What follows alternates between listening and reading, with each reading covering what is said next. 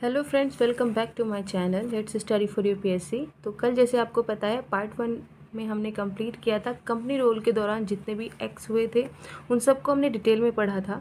तो आज हम कंप्लीट करेंगे द क्राउन रूल 1858 टू 1947। ये सेकंड पार्ट का वीडियो है। अगर आप फर्स्ट पार्ट देख सकते हैं तो उसका भी लिंक हमने अपने उसमें डाल दिया है, आप चेक कर सकते हैं।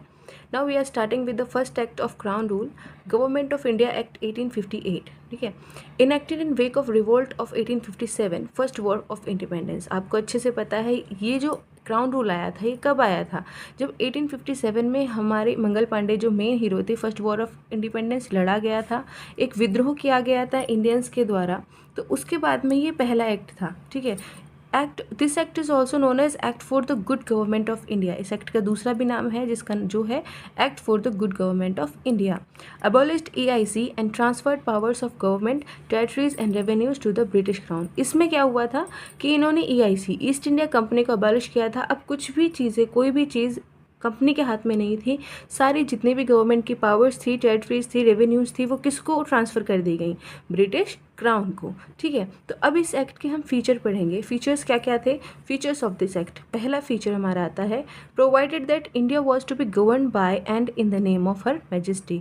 यानी कि अब जो इंडिया है उसको कौन गवर्न करेगा, उसको कौन कंट्रोल करेगा? हर मैजेस्टी, यानी कि जो ब्रिटिश में बैठे हुए उस समय के राजा रानी या वहाँ की जो भी गवर्नमेंट थी वो उसको गवर्न करेगी। ठीक है, change designation of governor general of India to that of viceroy of India. अभी तक हम जितने भी पढ़े थे, पीछे जितना पढ़ा था, तो मेन पावर किसके हाथ में थी? गवर्नर जनरल के हाथ में। उन्होंने क्या किया? गवर्नर जनरल की पोस्ट हटाकर किसको लेके आए? वो वाइसरॉय ऑफ इंडिया। ओके, दो फीचर्स हमने पढ़े। तीसरा फीचर है viceroy was direct representative of the British crown in India. अभी तक गवर्नर जनरल के पास सारी पावर्स थी। ठीक है, वो उस इंडिया को उधर ऐसे कंट्रोल कर रहे थे, वो मेन रोल प्ले कर रहे थे। लेकिन अभी मैंने बताया कि वो डेजिग्नेशन चेंज हो गई और अब कौन आते हैं? जो मेन जो रोल प्ले किया जाएगा वो किसके द्वारा किया जाएगा? वाइसरॉय के द्वारा। अब वाइसरॉय जो थे वो डायरेक्ट रिप्रेजेंटेटिव थे, मतलब ब्रिटिश क्राउन को जो भी इन्फॉर्मेशन है, सारी चीज़ें हैं जो रिप्रेजेंट इंडिया में कर रहा है ब्रिटिश क्राउन को, वो कौन है? वाइसरॉय। और पहले कौन थे? पहले वाइसरॉय इंडिया के कौन थे? Lord Canning. ठीक है, it ended the system of double government by abolishing the board of control and court of directors. मैंने आपको बताया था फाइनेंस अफेयर्स या सिविल अफेयर्स, मिलिट्री अफेयर्स, ये सारी चीज़ कंट्रोल करने के लिए अलग अलग दो बोर्ड थे। ठीक है, इस डबल गवर्नमेंट के सिस्टम को भी एंड कर दिया गया है, इसको ख़त्म कर दिया गया है। किस एक्ट के अंदर? एक्ट ऑफ 1858 के अंदर। ठीक है, it created a new office, secretary of state for India, wasted with complete authority and control over Indian administration. ठीक है, एक नया ऑफिस बनाया गया, एक नया ऑफिस बनाया गया जिसके अंदर, जिसका नाम क्या था? Secretary of state for India. ठीक है, इसकी पूरी जितनी भी इंडियन एडमिनिस्ट्रेशन था उसको कौन कंट्रोल करेगा? Secretary of state for India. सारी अथॉरिटी, सारा कंट्रोल इंडियन एडमिनिस्ट्रेशन का किसके हाथ में दिया गया? सेक्रेटरी ऑफ स्टेट के हाथ में। ठीक है, इट एस्टैब्लिश्ड 15 मेंबर्स। ठीक है, इसने 15 मेंबर्स की एक टीम बनाई जिसे हम कहते हैं council of India to assist the SOS for India. 15 members का एक ग्रुप बनाया गया, एक काउंसिल बनाएगी जिसका नाम रखा गया काउंसिल ऑफ इंडिया, जो किसको असिस्ट करेंगे? Secretary of state for India को। ठीक है, काउंसिल, ये जो काउंसिल थी कैसी थी? एक एडवाइजरी बॉडी, ये सिर्फ एडवाइस दे सकते हैं, राय दे सकते हैं, किसको? सेक्रेटरी ऑफ इंडिया को। ठीक है, SOS, और जो इसका चेयरमैन होगा इस एडवाइजरी बॉडी का, जो हम कह रहे हैं काउंसिल ऑफ इंडिया, इसके जो मेन चेयरमैन होंगे वो खुद कौन होंगे? Secretary of state for India. ठीक है, अब SOS कौन थे? SOS जो थे वो है member of British cabinet and responsible ultimately to British parliament. ठीक है, वो SOS जो बनेंगे वो कौन होंगे? ब्रिटिश कैबिनेट के मेंबर भी होंगे और साथ साथ वो किसके लिए रिस्पॉन्सिबल होंगे? ब्रिटिश पार्लियामेंट के लिए। ठीक है, अभी ये फीचर्स तो हमने पढ़ लिए। ठीक है, अब इस एक्ट के बारे में पढ़ लेते हैं थोड़ा सा। This act however largely confined to improvement of administrative machinery was to be supervised and control in England. ठीक है, ये एक्ट क्यों बनाया गया था? एक्चुअल में ये एक्ट सिर्फ इसलिए बनाया गया था कि जो एडमिनिस्ट्रेटिव मशीनरी है, जो इंडिया में जो भी एडमिनिस्ट्रेशन चल रहा है उसको कंट्रोल कैसे किया जाए, उसको सुपरवाइज कैसे किया जाए, कहाँ से? इंग्लैंड में। इसका कोई भी रोल नहीं था कि इंडिया की गवर्नमेंट जो इंडियन वे यहाँ पे चल रहा था उसमें कोई चेंजेस किए गए या उसके लिए कुछ अच्छा किया गया, नहीं। वो सिर्फ ये जो एक्ट था ये आया ही सिर्फ इसलिए था कि इंग्लैंड में बैठकर इंडिया के एडमिनिस्ट्रेशन को कितने अच्छे तरीके से सुपरवाइज और कंट्रोल किया जाए। इसका कोई भी इफेक्ट इंडियन गवर्नमेंट पर नहीं पड़ा था। ओके गाइस, अभी हमने किया रेगुलेटिंग एक्ट ऑफ 1858, ठीक है। अब दूसरा एक्ट आता है जो था इंडियन काउंसिल्स एक्ट ऑफ 1861। इसके अंदर क्या हुआ था?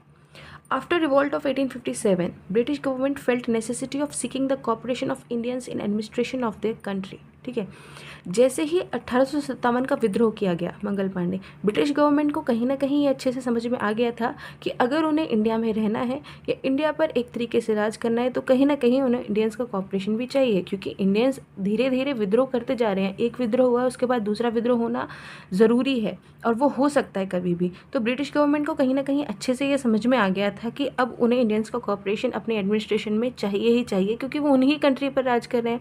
अगर वो इंडियंस को इन्वॉल्व नहीं करेंगे तो जैसा रिवोल्ट 1857 में हुआ, आगे जाके भी ऐसे रिवोल्ट ज़रूर होंगे, ठीक है। तो उन्हें ये नीड फेल्ट हुई for association. 3 acts were enacted by British. इसी चीज़ के लिए, इंडियंस के कॉपरेशन के लिए, उनके एसोसिएशन के लिए 3 एक्ट्स उन्होंने पास किए। किसके द्वारा पास किए गए? ब्रिटिशर्स के द्वारा। कौन कौन से थे? 1861, ठीक है, 1892 एंड 1909, ठीक है। तो पहले हम 1861 के एक्ट के बारे में पढ़ेंगे जो था इंडियन काउंसिल्स एक्ट ऑफ 1861। इसके फीचर्स पढ़ते हैं। पहला फीचर है इसका, made beginning of representative institutions by associating Indians with law making process, ठीक है। अब इन्होंने क्या किया कि इन्होंने इंस्टीट्यूशंस बनाए, ठीक है, जिसके अंदर इन्होंने लॉ मेकिंग प्रोसेस, जो भी नियम कानून देश में बनाए जा रहे थे उसमें किसको इन्वॉल्व कर रहे थे अब? एस इंडियंस को। किसको? इंडियंस को। तो made beginning of representative institutions by associating Indians with law making process. अब ये इंडियंस को भी इस चीज़ में इंक्लूड करना चाहते थे। Provided viceroy should nominate Indians as non official members of his expanded council. और दूसरा क्या कहा था कि वाइसरॉय को भी क्या करना होगा? इंडियंस को भी नॉमिनेट करना होगा। कैसे? बट ऑफिशियल मेंबर्स के रूप में नहीं, नॉन ऑफिशियल मेंबर्स के रूप में अपनी काउंसिल में, ठीक है। अब तीसरी चीज़ इस एक्ट में क्या हुई? In 1862, Lord Canning, then Viceroy, nominated 3 Indians to Legislative Council, ठीक है। 1862 में लॉर्ड कैनिंग जो वाइसरॉय थे, मैंने आपको बताया था, उन्हें पहला वाइसरॉय बनाया गया था इंडिया का, ठीक है। उन्होंने 3 इंडियंस को लेजिस्लेटिव काउंसिल में नॉमिनेट किया, इंक्लूड किया। कौन कौन थे वो 3 Indians? The Raja of Banaras, Maharaja of Patiala and sir Dinkar Rao, ठीक है। ये थोड़ा सा हो जाता है, देख लेना आप इसको कि लॉर्ड कैनिंग ने किन 3 इंडियंस को अपने उसमें ऐड किया था? Raja of Banaras, Maharaja of Patiala and sir Dinkar Rao, ठीक है। ये फर्स्ट टाइम था। Initiated process of decentralization by restoring legislative powers to Bombay and Madras presidencies। अभी पीछे जितने भी हमारे कंपनी रूल के दौरान एक्ट्स पढ़े थे तो उसके अंदर हमने देखा था कि लेजिस्लेटिव पावर्स जो थी अदर प्रेसिडेंसीज की वो छीन ली गई थी और गवर्नर जनरल के हाथ में वो सारी चीज़ें दे दी गई थी, यानी कि एक तरीके से सेंट्रलाइजेशन का प्रोसेस चला था। लेकिन इन्होंने क्या किया कि इस पॉलिसी को रिवर्स किया। They initiated process of decentralisation by restoring, यानी कि बॉम्बे और मद्रास प्रेसिडेंसीज को उनकी जो लेजिस्लेटिव पावर्स थी वो वापस थी। दे reverse the centralising tendency. Regulating act of 1773, कौन से वो एक्ट्स थे जिनके अंदर ये चला था? रेगुलेटिंग एक्ट ऑफ 1773 में सेंट्रलाइजेशन के लिए ट्राई किया गया और क्लाइमैक्स कहाँ था, मतलब सबसे ज़्यादा जो सेंट्रलाइजेशन के लिए ट्राई किया गया वो कहाँ था? 1833 के एक्ट में, चार्टर एक्ट ऑफ 1833, ठीक है। तो उस चीज़ को रिवर्स करने की इस एक्ट के अंदर कोशिश की गई। Provided establishment of new legislative councils for Bengal, north west provinces and Punjab. इन्होंने नई लेजिस्लेटिव असेंबली काउंसिल्स बनाई। किस स्टेट के लिए? Bengal, north west provinces and Punjab. Established in Bengal में कब बनाई? 1862 में, ठीक है। नॉर्थ वेस्ट प्रोविंसेस में कहाँ बनाई? 1866 में। और पंजाब में कब बनाई? 1897 में, ठीक है। empowered viceroy to make rules and orders for more convenient transaction of business in council, ठीक है। इन्होंने किसको एम्पावर किया? वाइसरॉय को और ज़्यादा मतलब पावर दे दी गई। किस चीज़ के बारे में? कि रूल्स और रेगुलेशंस ऑर्डर्स बनाने के बारे में, बिजनेस में जो भी ट्रांजैक्शन होते हैं काउंसिल में, कितना पैसा जा रहा है, कितना पैसा आ रहा है, उन सारी चीज़ों के बारे में वो लॉ एंड ऑर्डर क्रिएट कर सकता है। कौन? वाइसरॉय। इस चीज़ के बारे में उसको एम्पावर कर दिया गया था, उसके हाथ में ये शक्ति दे दी गई थी। Gave recognition to portfolio system introduced by Lord Canning 1859, ठीक है। और क्या एक्सेप्ट किया गया, क्या इंट्रोड्यूस किया गया? पोर्टफोलियो सिस्टम, जो किसके द्वारा इंट्रोड्यूस किया गया था? लॉर्ड कैनिंग के द्वारा, जो उस समय के वाइसरॉय थे। कब? 1859 में। अभी हमने पढ़ा कि पोर्टफोलियो सिस्टम किसके द्वारा स्टार्ट किया गया? लॉर्ड कैनिंग के द्वारा। कब? 1859 में। लेकिन ये पोर्टफोलियो सिस्टम था क्या? ठीक है। Portfolio system means A member of Viceroy's Council made in charge of one or more department of government and authorized to issue final orders on behalf of council on matters of his department। मतलब कि इसके अंदर क्या था कि viceroy council का जो भी वाइसरॉय की अपनी काउंसिल थी उसमें से वो किसी भी एक मेंबर को नॉमिनेट करेंगे, लेंगे और उसे क्या बना देंगे, इंचार्ज बना देंगे एक या एक से ज़्यादा डिपार्टमेंट के, ठीक है, गवर्नमेंट के जो भी एक या एक से ज़्यादा डिपार्टमेंट हैं उनको बना देंगे इंचार्ज, और साथ साथ में उनको अथॉरिटी दे देते हैं कि वो फाइनल डिसीजन या ऑर्डर दे सकते हैं किसके बिहाफ पे, काउंसिल के बिहाफ पे, किस मैटर्स के जो भी डिपार्टमेंट उन्हें दिया गया है उसके डिपार्टमेंट पे। आई होप ये आपको समझ में आया होगा। अभी मैं एक बार दोबारा एक्सप्लेन कर देती हूँ कि इस पोर्टफोलियो सिस्टम में क्या था कि वाइसरॉय काउंसिल के किसी भी एक मेंबर को इंचार्ज बना दिया जाता है एक या एक से ज़्यादा डिपार्टमेंट का, और उसको ऑथराइज कर दिया जाता है कि वो फाइनल ऑर्डर दे सकता है काउंसिल के बिहाफ पे, ठीक है, जो भी डिपार्टमेंट उसको दिया गया है। It empowered viceroy to issue ordinance without concurrence of legislative council. इस चीज़ में एक और चीज़ थी इस एक्ट में कि इसने वाइसरॉय को ये पावर दे दी थी कि वो कोई भी ऑर्डर, ऑफिशियल ऑर्डर पास कर सकते हैं बिना लेजिस्लेटिव काउंसिल की राय लिए, साथ साथ में, लेकिन कब, सिर्फ इमरजेंसी के दौरान, और जो इस ऑफिशियल ऑर्डर की जो लाइफ होगी, अवधि होगी, वो सिर्फ कितनी होगी, 6 महीने, ठीक है। ठीक है, तो अब पढ़ते हैं तीसरा एक्ट, ठीक है। अभी मैंने आपको बताया था 1861, 1892 और 1909, ये जो तीनों एक्ट थे ये सिर्फ किस लिए बनाए गए, इंडियंस के कॉपरेशन के लिए। तो अब ये दूसरा एक्ट है उसका, ठीक है। 1861 हमने पढ़ लिया, 1892 पे आते हैं जिसका नाम है पूरा इंडियन काउंसिल्स ऑफ 1892। इस एक्ट में क्या क्या दिया गया, increase number of additional number official non official members in central and provincial legislative council, central में भी और प्रोविंशियल में भी, सेंट्रल पूरा देश का, ठीक है, provincial state wise.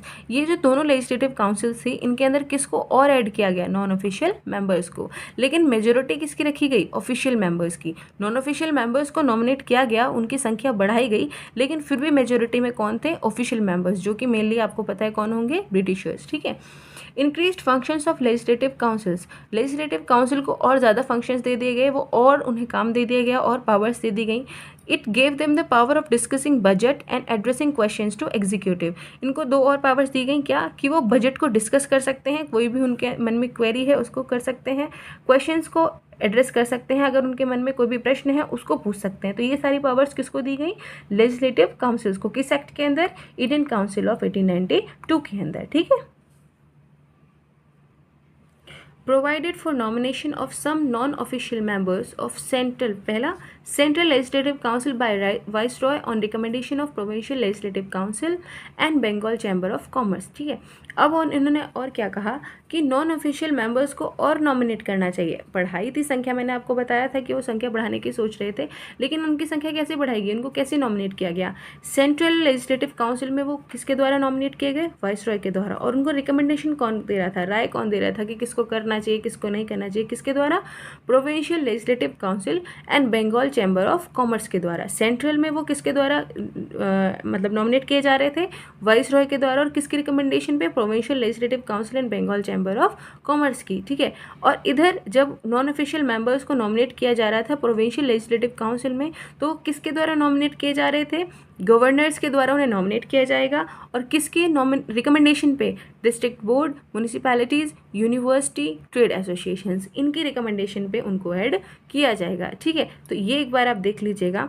Act made a limited and indirect provision for use of election in filling up of non-official seats both in central and provincial legislative council, ठीक है। इसने क्या किया कि एक तरीके से इलेक्शन को एक प्रोविजन बना दिया, किसका, limited and indirect provision for use of election. ये नॉमिनेशन जो हो रहा था उनको कौन रिकमेंड कर रहा था, ये दोनों, और जो चूज़ कर रहे थे, जो नॉमिनेट कर रहे थे, वो कौन थे, वाइसरॉय। ये कहीं ना कहीं एक इनडायरेक्ट वे था इलेक्शन की फॉर्म में, ठीक है, उन सीट्स को फिलअप करने के लिए, दोनों ही सेंट्रल में भी और लेजिस्लेटिव काउंसिल में ही। लेकिन फिर भी एक चीज़ इंपॉर्टेंट है कि इस पूरे एक्ट में कहीं भी इलेक्शन वर्ड का यूज़ नहीं किया गया, इंस्टेड क्या यूज़ किया गया, नॉमिनेशन, ठीक है। उस वर्ड को इलेक्शन के बजाय वहाँ क्या यूज़ किया गया, नॉमिनेशन, ओके, ठीक है। अब हम चलते हैं तीसरे एक्ट की ओर। मैंने बताया था 3 एक्ट थे जो इंडियन कॉर्पोरेशन के लिए, उसमें लास्ट जो एक्ट था इंडियन कॉर्पोरेशन के लिए जो ऐड किया गया था वो था इंडियन काउंसिल एक्ट ऑफ 1909। 1892 हमने पढ़ लिया है। अब आते हैं इंडियन काउंसिल एक्ट ऑफ 1909 के बारे में। It is also known as Morley Minto reforms. आपको अच्छे से पता है, ये काफ़ी बार आता है। कौन से एक्ट को हम मॉर्ले मिंटो रिफॉर्म्स कहते हैं? 1909 के एक्ट को हम मॉर्ले मिंटो रिफॉर्म्स कहते हैं। ठीक है, अब मॉर्ले मिंटो रिफॉर्म्स नाम कैसे पड़ा? लॉर्ड मॉर्ले जो थे वो कौन थे? उस समय के सेक्रेटरी ऑफ स्टेट थे इंडिया के लिए, और मिंटो कौन थे? वाइसरॉय थे इंडिया के। इसलिए इन दोनों के नाम को जोड़कर इस एक्ट का नाम रखा गया मॉर्ले मिंटो रिफॉर्म्स, क्योंकि ये जो बदलाव थे इन्हीं के द्वारा किए गए थे। Increase size of legislative councils both central and provincial. यहाँ पर क्या था? लेजिस्लेटिव काउंसिल जो अभी तक जो उसके अंदर मेंबर्स होते थे लेजिस्लेटिव काउंसिल के अंदर, वो कितने होते थे? 16 होते थे। किसमें? सेंट्रल में। ठीक है, लेकिन अब उनको इंक्रीज करके कितना कर दिया गया? 60। पहले 16 थे, अब कितने कर दिए गए? 60 मेंबर्स बढ़ा दिए गए। ठीक है, ऐसे ही प्रोविंशियल में, लेकिन यहाँ पर जो सेंट्रल लेजिस्लेटिव में बढ़ाए गए थे वो कितने मेंबर्स थे? 16 से उनको कितना इंक्रीज कर दिया गया? 60। इतने सारे मेंबर्स और इंक्लूड किए गए। Retained official majority in central legislative council but allowed provincial legislative council to have non official majority. Official majority जो थी वो किसके पास थी? सेंट्रल लेजिस्लेटिव काउंसिल के पास ही थी, लेकिन फिर भी उन्होंने जो नॉन ऑफिशियल मेजॉरिटी थी वो किसको दे दी? अलाउ कर दिया प्रोविंशियल लेजिस्लेटिव काउंसिल को। ठीक है, ठीक है। It enlarged legislative deliberative functions at both level, means members allowed to ask supplementary questions, move resolutions, etc. और ज़्यादा लेजिस्लेटिव फंक्शंस को बढ़ा दिया गया और ज़्यादा उनकी पावर्स को इंक्रीज़ कर दिया, प्रोविंशियल में भी और सेंट्रल में भी। Now the members were allowed to ask supplementary questions. Members question भी कर सकते हैं, रेजोल्यूशंस भी, अगर कोई चीज़ उन्हें पसंद नहीं आ रही तो रेजोल्यूशंस को मूव कर सकते हैं, जो वो चाहे वो कर सकते हैं। लेजिस्लेटिव अब और ज़्यादा उस फंक्शंस के जो उनको फंक्शंस थे उनको और इंक्रीज़ कर दिया गया, दोनों ही लेवल पर, याद रखिएगा, सेंट्रल पर भी और प्रोविंशियल पर भी। ठीक है, provided for the first time for association of Indians with executive council of the viceroy and governors। Legislative में उनको इंक्लूड किया गया था इंडियंस को, हमें पता है, लेकिन पहली बार उनको क्या एसोसिएट किया गया? कहाँ एसोसिएट किया गया? Executive council of viceroy and governors. Governors कहाँ? प्रोविंशियल वाले में, वाइसरॉय कहाँ? सेंट्रल वाले में। ठीक है, इंडियंस को उसका भी पार्ट बनाया गया। Satyendra Prasad Sinha first Indian to join viceroy's executive council. जो सत्येंद्र प्रसाद सिन्हा थे वो कौन थे? वो पहले इंडियन थे जिन्होंने वाइसरॉय एग्जीक्यूटिव काउंसिल को ज्वाइन किया था। और किस रूप में उन्हें अपॉइंट किया गया था? As a law member. तो इसे याद रखिएगा कि पहला इंडियन जिसने वाइसरॉय एग्जीक्यूटिव काउंसिल को ज्वाइन किया उनका नाम था सत्येंद्र प्रसाद सिन्हा। ठीक है, introduce a system of communal representation for Muslims accepting separate electorate. इस लॉ ने क्या किया था कि इन्होंने मुस्लिम्स के लिए एक तरीके से कह सकते हैं कम्युनलिज्म फैलाने की कोशिश की गई कि मुस्लिम्स को अलग से रिप्रेजेंटेशन देने की, सेपरेट इलेक्टोरेट देने की, मतलब मुस्लिम को जो रिप्रेजेंट करेगा वो कौन रिप्रेजेंट करेगा? मुस्लिम ही रिप्रेजेंट करेगा। ये सिस्टम इन्होंने इन्वॉल्व किया, इंक्लूड किया इस एक्ट के अंदर। ठीक है, मीन्स इसका मतलब क्या था कि उन्होंने कम्युनल रिप्रेजेंटेशन दिया मुस्लिम्स को।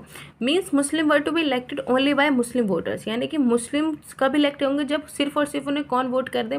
मुस्लिम्स को इलेक्ट करने के लिए सिर्फ कौन वोट करेंगे? मुस्लिम वोटर्स। सो एक्ट लीगलाइज्ड कम्युनलिज्म। आपको मैंने पहले ही बताया था कि कहीं ना कहीं ये एक्ट क्या फैलाने की कोशिश कर रहा था? कम्युनलिज्म। एंड लॉर्ड मिंटो, इसीलिए इसमें लॉर्ड मिंटो जो थे उनको क्या नाम दिया गया? Father of communal electorate. क्यों इंपॉर्टेंट हो जाता है कि कौन थे father of communal electorate? Lord Minto. और कब से बने गए थे? 1909 में, जब इन्होंने ये पास किया कि वो मुस्लिम्स के लिए सेपरेट इलेक्टोरेट बनाएंगे। ठीक है, now moving to the next act, government of India act 1919। ठीक है, ये अब एक एक्ट आता है जिसको हम कहते हैं मोंटेग्यू चैम्सफोर्ड रिफॉर्म्स। ये भी एक एक्ट है, केम इनटू फोर्स इन 1921। ये आया कब? 1919 में इसको पारित किया गया, लेकिन लागू कब से किया गया? 1921 में। ठीक है, तो ये इंपॉर्टेंट हो जाता है। जो मोंटेग्यू थे सेक्रेटरी ऑफ स्टेट थे, चैम्सफोर्ड वाइसरॉय थे, ये हमें पता है। अब इस एक्ट में क्या क्या फीचर्स थे, इस एक्ट में क्या क्या इंक्लूड किया गया वो बता देते हैं। Relax central control over provinces by demarcating and separating the central and provincial subject. अब क्या किया था इन्होंने कि सेंट्रल जो भी कंट्रोल कर रहा था, ठीक है, सेंट्रल मैंने आपको बताया था प्रोविंसेस को भी कंट्रोल करता था, हर चीज़ उसके में, अब उस चीज़ से उसको छुटकारा दिया गया। इन्होंने क्या किया कि सेंट्रल सब्जेक्ट्स को और प्रोविंशियल सब्जेक्ट्स को दोनों को सेपरेट कर दिया गया। दोनों के बीच में एक सीमा बना दी गई कि आप अपना संभालिए, आप अपना संभालिए। प्रोविंशियल सब्जेक्ट्स जो थे वो कोई और संभालेगा, सेंट्रल सब्जेक्ट्स दूसरे के हाथ में दिए गए। Further divided provincial subject into two parts. Provincial subjects को और दो भाग में डिवाइड किया गया, एक था ट्रांसफर्ड और दूसरा था रिजर्व्ड। ठीक है। Central and provincial legislatures authorised to make laws for themselves. Central अपने लिए लॉ बना सकता है, सेंट्रल लेजिस्लेचर, और प्रोविंशियल लेजिस्लेचर जैसा कि अब है कि सेंट्रल अपने लिए लॉ बना सकता है, साथ ही साथ में जो प्रोविंशियल है वो लेजिस्लेचर अपने लिए लॉ बना सकता है। कोई एक दूसरे के उसमें ताका झाकी नहीं करेगा, दोनों में से किसी का भी एक दूसरे के ऊपर राइट नहीं होगा। But structure of government continue to be centralised and unitary. लेकिन जो गवर्नमेंट है, ठीक है, जो गवर्नमेंट को देखा जाएगा, जो स्ट्रक्चर है वो अभी भी कैसा था, सेंट्रलाइज था। काम वो अलग अलग इंडिपेंडेंटली कर रहे हैं, लेकिन उन्हें देखा एक ही तरह की जाएगा, सेंट्रलाइज और यूनिटरी। ठीक है, ठीक है। अभी मैंने आपको बताया था कि प्रोविंशियल जो सब्जेक्ट्स थे उनको दो और फर्दर बेस में डिवाइड किया गया था, transfer subjects and reserve subjects. तो ट्रांसफर सब्जेक्ट्स क्या था, to be administered by governor with aid of ministers responsible to legislative council. ये किसके द्वारा एडमिनिस्टर किया जाएगा, इसको कौन कंट्रोल करेगा, गवर्नर चलाएंगे इसको, किसके साथ में, मिनिस्टर्स के साथ में, जो कि किसके लिए रिस्पॉन्सिबल होंगे, लेजिस्लेटिव काउंसिल के लिए। ठीक है। अब जो रिजर्व सब्जेक्ट्स थे उनको कौन एडमिनिस्ट्रेशन करे, उनका एडमिनिस्ट्रेशन कौन करेगा, उनको कौन एडमिनिस्टर करेगा, वो करेंगे गवर्नर ही। मैंने यहाँ पर भी गवर्नर करेंगे, यहाँ पर भी गवर्नर करेंगे, लेकिन उनके साथ और कौन करेगा, उनकी एग्जीक्यूटिव काउंसिल, बिना लेजिस्लेटिव काउंसिल के रिस्पॉन्सिबल। इसमें लेजिस्लेटिव काउंसिल का कोई रोल नहीं रहता है, गवर्नर और एग्जीक्यूटिव काउंसिल साथ में काम करेंगे। इधर ट्रांसफर सब्जेक्ट्स में कौन काम करेंगे, गवर्नर और लेजिस्लेटिव काउंसिल के मेंबर्स या मिनिस्टर्स। ठीक है। This dual scheme called dyarchy but it was largely unsuccessful. ये जो स्कीम थी इसको नाम तो दे दिया गया, ठीक है, लेकिन ये खास सक्सेसफुल नहीं हुई, खास इसमें कोई सफलता उन्हें प्राप्त नहीं हुई। ठीक है। अब आते हैं introduce by cameralism and direct elections in the country. इस एक्ट के थ्रू बाई कैमरलिज्म यानी कि दो उसमें प्रोविंशियल सेंट्रल, उसमें गवर्नमेंट को चलाने की कोशिश की गई। डायरेक्ट इलेक्शंस कंट्री में इंट्रोड्यूस किए गए, डायरेक्ट इलेक्शंस होने शुरू हुए। Indian legislative council was replaced by bicameralism legislature consisting of an. अब जो इंडियन लेजिस्लेटिव थी उसको किस नाम से रिप्लेस कर दिया गया, बाईकैमरल लेजिस्लेचर के नाम से। ठीक है, जिसके अंदर दो पार्ट्स थे। ओके। अब ये जो बाईकैमरल लेजिस्लेचर था इसके अंदर दो पार्ट्स थे, अपर हाउस जिसको कहते थे काउंसिल ऑफ स्टेट भी हम नाम दिया, ठीक है, दूसरा था लोअर हाउस जिसको हम कहते हैं लेजिस्लेटिव असेंबली। ठीक है। और इसके दोनों के जो मेंबर्स थे वो किसके द्वारा चूज़ किए जाएंगे, डायरेक्ट इलेक्शन के द्वारा। ठीक है, उनको डायरेक्टली इलेक्ट कर लिया जाएगा। Required 3 of 6 members of Viceroy Executive Council other than Commander in Chief were to be Indian। ठीक है। और 6 मेंबर्स जो थे वाइसरॉय एग्जीक्यूटिव काउंसिल में, ठीक है, कमांडर इन चीफ को छोड़कर 6 मेंबर्स थे, जिसमें से 3 जो थे वो कौन होने चाहिए, इंडियन होने चाहिए। ठीक है। इधर था provided for establishment of PSC, जो अब हम एग्ज़ाम्स देते हैं जैसे UPSC हो गया, पब्लिक सर्विस कमीशन हो गया, तो उसका क्या था, पहली बार वो बनाया गया पब्लिक सर्विस कमीशन। ठीक है। और एक सेंट्रल का बनाया गया, सेंट्रल PSC कहाँ बनाया गया, कब बनाया गया, 1926 में। इस एक्ट के दौरान ही इस प्रोविज़न को रखा गया था। Okay. Extended principle of communal representation. ठीक है। सेपरेट इलेक्टोरेट्स, देखो अभी मैंने पीछे बताया जो मिंटो थे उनको कौन बना दिया गया, उन्हें बना दिया गया सेपरेट इलेक्टोरेट, उन्हें मुस्लिम्स के लिए इंट्रोड्यूस किया। इस एक्ट में इन्होंने क्या किया कि सिख को जो चूज़ करेंगे वो सिर्फ सिख लोग ही चूज़ कर सकते हैं, इंडियन क्रिश्चियंस को सिर्फ क्रिश्चियंस ही चूज़ कर सकते हैं, एंग्लो इंडियंस को ये, तो ये और ज़्यादा कम्युनलिज्म फैलाने की एक कोशिश इसमें भी की गई। ठीक है। इन्होंने इस प्रिंसिपल को, इस कम्युनलिज्म को और ज़्यादा फैलाने की कोशिश की इस एक्ट के थ्रू। ओके, ये प्रोविज़न इसमें दिया गया था। Separated provincial budgets from central budget. अब क्या था कि जो प्रोविंशियल बजट थे, स्टेट के बजट थे, उन्हें अलग कर दिया गया, सेंट्रल का बजट अलग बनाया जाएगा।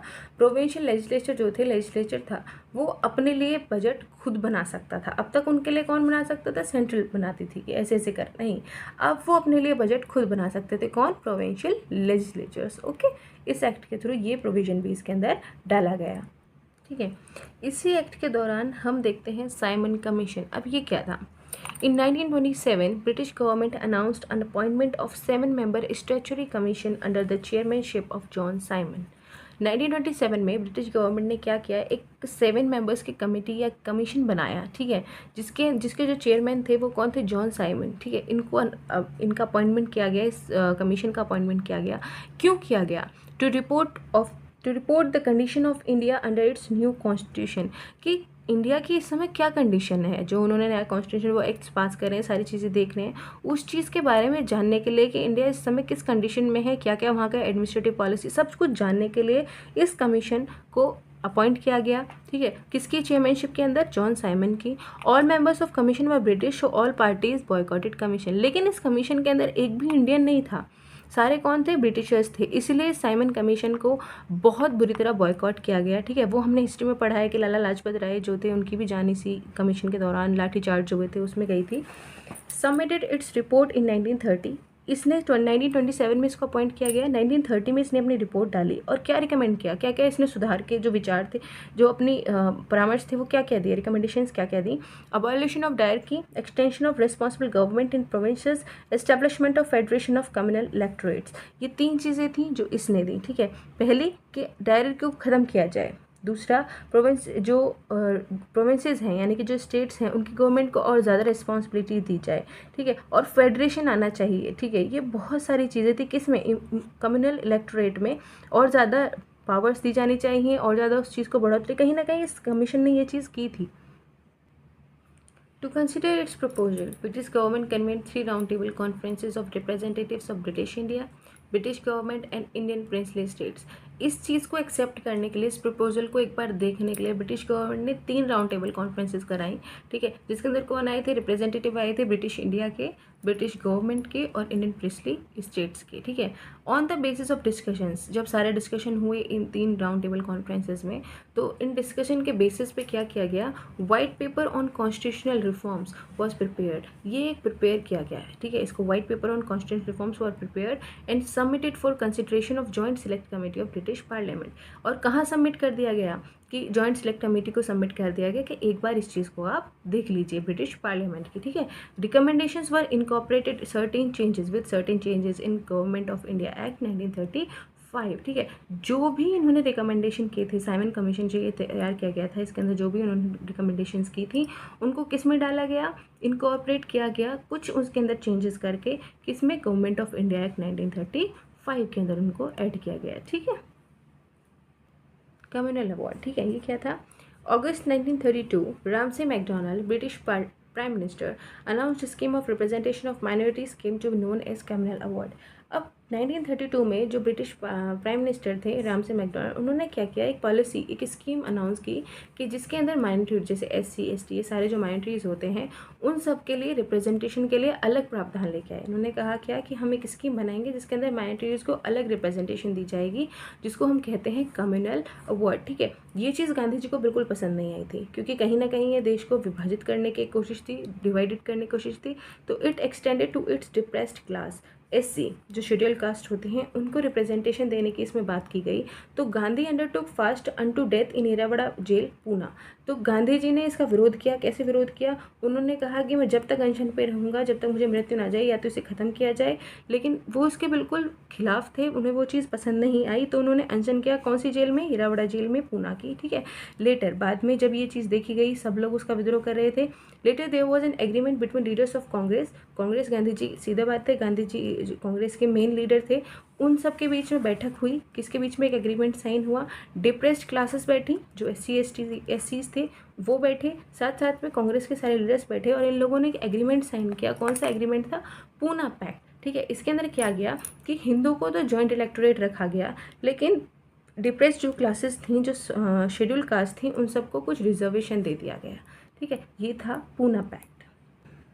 गवर्नमेंट ऑफ इंडिया एक्ट 1935 में, ठीक है। ये बहुत ज़्यादा इम्पॉर्टेंट एक्ट है, इसका बहुत ज़्यादा मेजर रोल प्ले होता है हमारे कॉन्स्टिट्यूशन की ड्राफ्टिंग में। So second milestone towards a completely responsible government in India, ठीक है। लेंदी एंड डिटेल डॉक्यूमेंट हैविंग, ये इतना लंबा एक्ट था कि इसकी कितने सेक्शंस थे? 321 इसके अंदर सेक्शंस थे इस डॉक्यूमेंट में और 10 स्केड्यूल्स थे, ठीक है। अब इसके फीचर्स क्या क्या थे, क्या क्या चीज़ें इसने डाली? Provided for establishment of all India federation consisting of provinces and princely states as unit. इसने क्या कहा? इन्होंने कहा कि ऑल इंडिया फेडरेशन बनानी चाहिए जिसके अंदर कौन होंगे? सारे प्रोविंसेस होंगे, साथ ही साथ जो भी प्रिंसली स्टेट्स हैं उन सबको एक यूनिट के तौर पर इन सबको एक साथ जोड़ा जाना चाहिए। Act divided power between centre and units in terms of 3 list. Centre की जो लिस्ट थी, ठीक है, जो भी लिस्ट मतलब पावर्स थी, उनको 3 लिस्ट में डिवाइड कर दिया गया। Federal list, provincial list and concurrent list, ठीक है।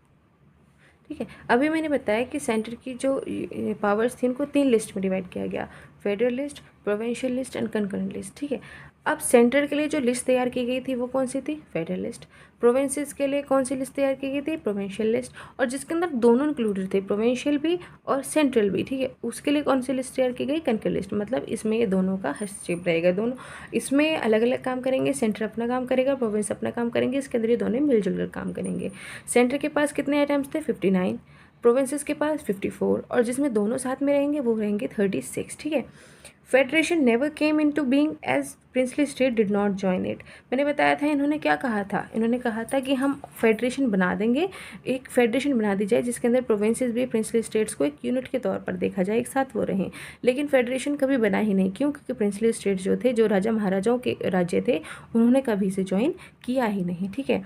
Residuary powers given to viceroy, और जो रेजिडुअरी पावर्स थी, ठीक है, बाकी सारी जो पावर्स थी, ये सारी जो चीज़ें बट गई, लेकिन जो बाकी सारी पावर्स थी वो किसको दी गई, वाइस रॉय को, ठीक है। Abolish dyarchy in provincial and introduce provincial autonomy, ठीक है।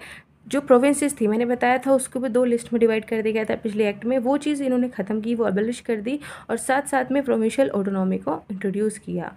Act introduced responsible government in provinces, means governor required to act with advice of ministers. Act के अंदर एक चीज़ और अच्छी की गई कि इन्होंने प्रोविंसेस में रिस्पॉन्सिबल गवर्नमेंट इंट्रोड्यूस की, मतलब कि गवर्नर जो भी काम करेंगे वो किसके एडवाइस पे काम करेंगे, मिनिस्टर्स की, यानी कि एक पूरा ग्रुप है, सबकी समझ से ही कोई एक्ट पास किया जाएगा, ठीक है, उसी के अकॉर्डिंगली वर्क किया जाएगा। बिना गवर्नर कोई भी काम मिनिस्टर्स के एडवाइस के बिना नहीं कर सकते, ठीक है। Provided for adoption of dyarchy at the centre, ठीक है। प्रोविंसेस में तो इसको ख़त्म किया गया था, लेकिन कहाँ अडॉप्ट किया जाना चाहिए, सेंटर पे, ठीक है। Came into effect in 1937 and वो discontinued in 1939।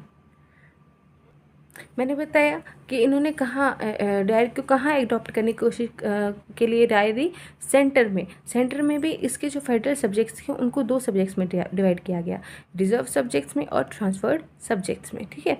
Extended principle of communal representation providing separate electorates, इन्होंने भी कम्युनलिज्म को कहीं ना कहीं बढ़ावा दिया, इस प्रिंसिपल को एक्सेप्ट करने की कोशिश की। इन्होंने क्या किया कि सेपरेट इलेक्टोरेट्स बनाए, किसके लिए, SC के लिए, शेड्यूल कास्ट के लिए अलग एक रिप्रेजेंटेटिव, वीमेंस के लिए अलग और लेबर के लिए अलग, ओके।